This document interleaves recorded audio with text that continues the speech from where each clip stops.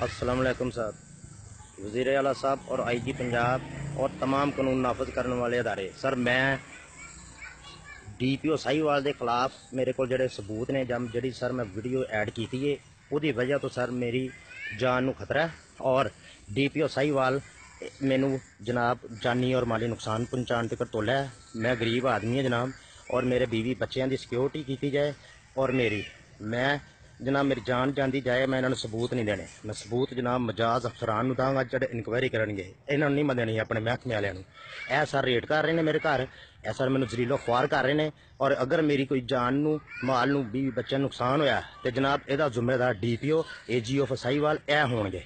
तो जनाब तुहानू मैं रिक्वेस्ट कर रहा कि मेरी मान लो जान खतरा है, नहायत एहसास मामला बन गया, मेरी सिक्योरिटी मैंने दी जाए और DPO इन फौरी तौर पर अरेस्ट किया जाए। क्यों मेरे उत्ते रेड करा रहा और मैनू बार बार थ्रेट करा रहा है। तो जनाब तुहाडी मेहरबानी मेरे को मैं इस टाइम नहायत परेशान है, मैं बहुत परेशान है सर।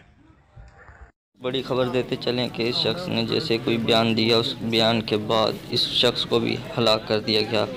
बीच सड़क पर इसकी लाश पड़ी हुई है। इस शख्स की लाश ये वाज़ेह कहती है कि हमारे मुल्क का निज़ाम कभी सीधा ना होगा। क्या इस शख्स को भी इंसाफ मिलेगा या नहीं, अब देखते हैं आने वाली हुकूमत इनके साथ क्या तहफ़्फ़ुज़ात फराहम करती हैं। Press the bell icon on the YouTube app and never miss another update.